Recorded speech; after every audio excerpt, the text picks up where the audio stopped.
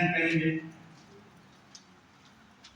तो इस तरह अध्ययन का उद्देश्य इसमें दिया है। देखिए, जसपुर जिले के निवासरत बिरहोर तथा पहाड़ी कोरवा परिवारों की संख्या, लिंग, अनुपात, उम्र के आधार पर जनसंख्या, परिवार का आकार, आय व्यय, संरचना एवं शिक्षा तथा साक्षरता की स्थिति इनकी मेन समस्याएं हैं। और इन्हीं समस्याओं के उजागर के लिए, इन्हीं समस्याओं को दूर करने के लिए आप यहाँ पर प्रोजेक्ट बना रहे हैं। तो ये सब पॉइंट आप इसमें बताएंगे। और इसके अतिरिक्त जैसे सामाजिक आर्थिक सूचनाओं का संग्रह, ये सब चीज भी उसमें पूरा आप दिखाएंगे। इसके बाद नेक्स्ट जब आता है, ये पॉइंट्स आपका आ रहा है पूर्व शोध समीक्षा। पूर्व शोध समीक्षा को बोलते हैं लिटरेचर रिव्यू। लिटरेचर रिव्यू का अर्थ होता है जिसके संबंध में आप प्रोजेक्ट बना रहे हैं, जिसके संबंध में आप पीएचडी कर रहे हैं, जिस विषय के संबंध में, उस विषय में कितने पीएचडी वाले कर चुके हैं, उसका अध्ययन कर चुके हैं, उनकी कौन कौन सी किताब है, इसके संबंध में आपको कम से कम 8-10 बुक्स मंगानी होगी, खरीदनी होगी और आपको पढ़ाई करना पड़ेगा। जो कि पहले जिन्होंने अध्ययन किए इस संबंध में विशेष रूप से उनका किया गया है। अध्ययन करना है, इसमें क्या चीज खामियां हैं, क्या चीज बच गई है, तो उसकी विश्लेषण आपको निष्कर्ष के रूप में वहां निकालना है। इसलिए हम लिटरेचर रिव्यू को अध्ययन करते हैं और उससे हमें पता चलता है? और जितने भी अध्ययन कर चुके पीएचडी होल्डर जो होते हैं,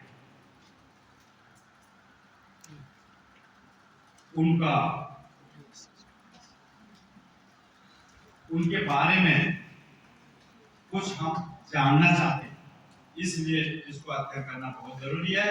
और जब आप अध्ययन किए हैं तो की संबंधी सामाजिक, आर्थिक, राजनीतिक या और कौन से ऐसा जो उनका लेख में या प्रकाशित हुआ है, उनका नाम आपको रखना होगा, ये कहीं न कहीं काम आएगा।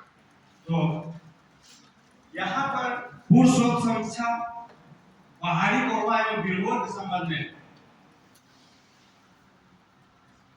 किया गया है। ऐसी किताब को हम अध्ययन करेंगे, पढ़ेंगे, मेहनत करेंगे।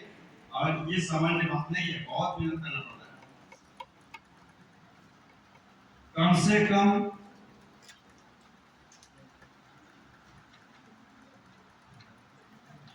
2.5 साल या 3.5 साल ये सब काम करने में आपको लग सकता है जब आप पीएचडी करेंगे। और यहाँ तो पीएचडी का एक हिस्सा आपको प्रोजेक्ट बनाना है, चाहे पीएचडी आप कर रहे हैं या प्रोजेक्ट बना रहे हैं, नियम वही है। नियम उसी चीज को हम अपनाएंगे और उसी नियम के रास्ते में आपको चलना है।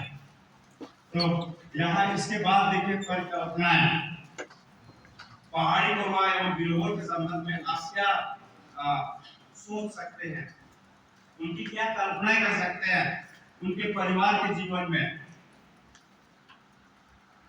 उनके शिक्षा गुणवत्ता के संबंध में, उनकी रहन सहन के संबंध में, उनकी सामाजिक स्तर के संबंध में आप मतलब क्या चिंतन आप करेंगे, आप क्या कल्पना कर सकते हैं।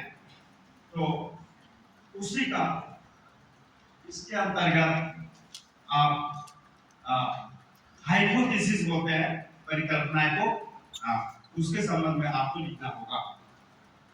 परिकल्पनाएं लिखने के पश्चात फिर नेक्स्ट पॉइंट आता है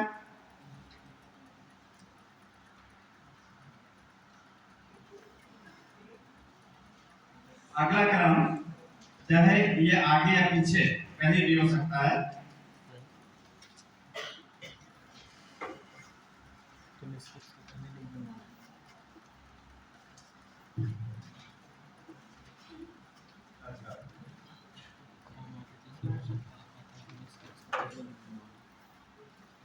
फिर इसके बाद अगला क्रम आता है शोध प्रविधि, रिसर्च मेथोडोलॉजी बोलते हैं। शोध प्रविधि, हम जो भी शोध करना चाह रहे हैं इसकी विधि क्या होगी, उसके संबंध में आपको बताना होगा। शोध प्रविधि, यहां शोध प्रविधि का मुख्य अंश या अंग जो होता है मतलब डाटा कलेक्शन, ये डाटा कलेक्शन हम कितने तरीकों से संग्रहित करेंगे इसके अंतर्गत आपको बताना होगा। वैसे डाटा कलेक्शन मुख्य रूप से दो तरह के करते हैं, प्राथमिक डाटा और सेकेंडरी डाटा। ठीक है, उसको भी आपको दर्शाना है कि इस मेथोडोलॉजी के अंतर्गत जो डाटा कलेक्शन प्राथमिक स्तर पे और सेकेंडरी स्तर पे की जाएगी और उसका विवेचना किया जाएगा, ये सब चीज आप उसमें उल्लेख करेंगे यहाँ। और ये डाटा कलेक्शन का विश्लेषण आपको कैसे करना है, न्यायादर्श का चयन कैसे किया जाना है। न्यायादर्श का तात्पर्य जो आप चयन कर रहे हैं, जो डाटा कलेक्शन कर रहे हैं उसका सैंपलिंग आप कैसे लेंगे, उसके संबंध में भी आप यहाँ पर पूरा बताएंगे। इसके बाद नेक्स्ट न्यायादर्श अभिकल्प, इस प्रोजेक्ट कार्य में आप कहां तक अध्ययन करेंगे उसके संबंध में आपको बताना है।